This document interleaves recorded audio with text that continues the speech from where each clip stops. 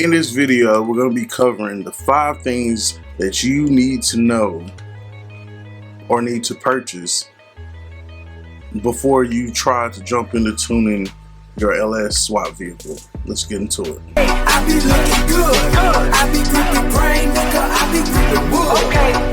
My 7, I'm gripping in my 7. Okay. I'm flossing in my 7. I'm riding in my. What's going on, y'all? It's your boy LS254, and you're tuned in for another one. We're trying a new little format. Like I said, my goal for 2021 is to educate as much as possible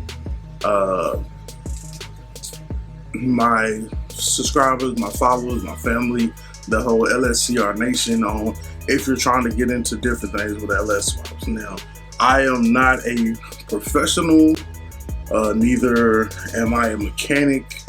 I'm a DIY guy like most of you guys, and if I was able to figure it out, I'm pretty sure you'll be able to as well. So, got a little list. I'm gonna run down the list, and I'll tell you exactly what you're gonna need. So, the first thing you're gonna need, if you are running the stock ECU with your LS swap, is you're going to need HP tuners. HP tuners is the software which interfaces with the computer to make said changes to the computer tuning so that the engine can run the way that you desire for it to do. Tuning is not necessarily something that's difficult, but you definitely need to know where you're going with the tune. Are you tuning more so for power, fuel economy, etc., etc.? Most people that are doing these LS swaps, they're not doing it for fuel economy, man. They're doing it for power, to to build a nice street car, or eventually even put it on a track, or maybe even just a daily driver. So you have to know what your goal is for the vehicle, as well as have the proper tool, which is HP tuners, to interface with that software. Now, the HP tuner, I believe, is going for about $300 for the unit by itself, and that's going to bring you to the next thing that you're going to need for your LS swap, or if you're trying to get into tuning.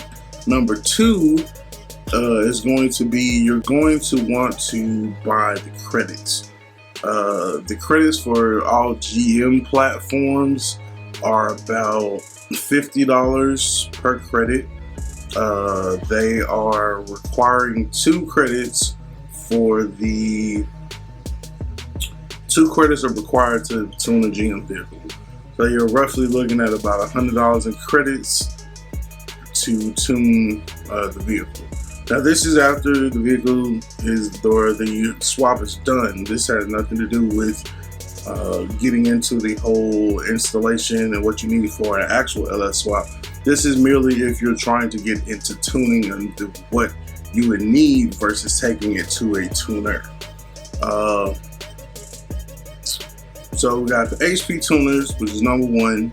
That's the software, along with the HP tuner credits, which you need to unlock the software, or unlock the computer to be able to make changes to the software.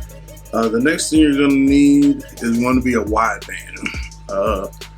The wideband, while you can tune some aspects of your vehicle as far as as far as partial throttle and idle, you can possibly tune those with the narrowband O2 sensors, which come stock with most, which is in pretty much all modern day vehicles. And what those O2 sensors do is they measure the air-fuel ratio that's coming. What's going on, y'all? It's your boy LS254. You tune in for another one. Make sure you click that subscribe button and click that bell so you don't miss another video.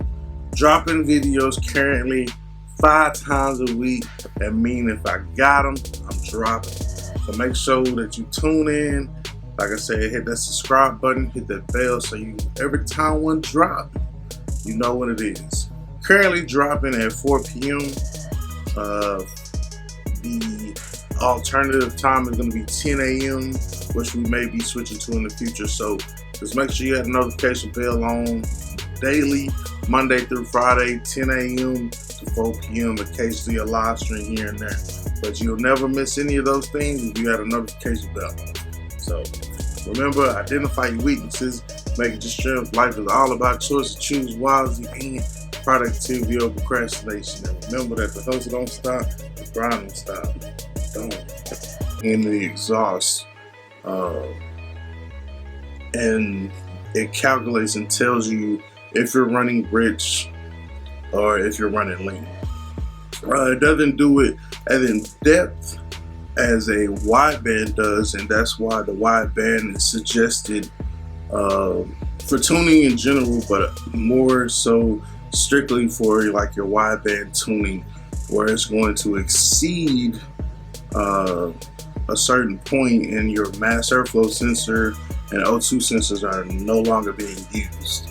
And that's why you want to get that wideband to make sure that you're not going to lean out and mess up something in your motor. Next thing I'm going to say that you're going to need, you're going to need time. You're going to need time to do the research, to gain the knowledge if you don't have any previous knowledge of tuning, so that you are familiar with the software and then familiar with said changes that are going to need to be utilized to make said changes. Now, there are a lot of platforms out there as well as other YouTube channels that have a lot of good information. If you're not familiar with GoRo Garage, GoRo Garage has a lot of great information. Also, Driveway Engineer, I've been watching his videos as well, and there's a ton of information out there on the internet, in the forums, and on YouTube, to where you can go more in depth if you're willing to spend that time to learn the software and gain that knowledge. And that's why I put time and knowledge in there together, because with that time you're going to be gaining that knowledge. So you're going to need that time to gain the knowledge to know what it is that you are doing. And last but not least, you're going to need patience. It's not like after you buy all the other stuff and buy the HP tuners and the credits and the wideband, and then it's automatically going to work. You're still going to need to have patience, because you're going to have to do logs as you're driving, test tuning, street tuning, pretty much, if you're not going to take it to a dyno. And then that way you're able to get it to where it's dialed in to where you want it to be. But to caveat back off of the past, you want to make sure that you have the knowledge and you know exactly what it is that you're doing, so that you do not injure anything with the engine, and it could, as GoRo Garage says, cause catastrophic failure. So I would definitely say the most important thing out of this top 5 list is the knowledge, because even with the proper tools, without the proper knowledge, you won't know what exactly it is that you're doing. So this has been another one from your boy LSR254. Remember, identify your weaknesses, make it your strength. Life is all about choice to choose wisely and productivity over procrastination. If you found this video helpful, definitely make sure that you hit the subscribe button and click the bell notification so you miss no videos from this channel, man. Like I said, all sources that I mentioned, they were sources that I used to try to get to where I am here as far as my tuning. I've tuned my Caprice using narrow bands.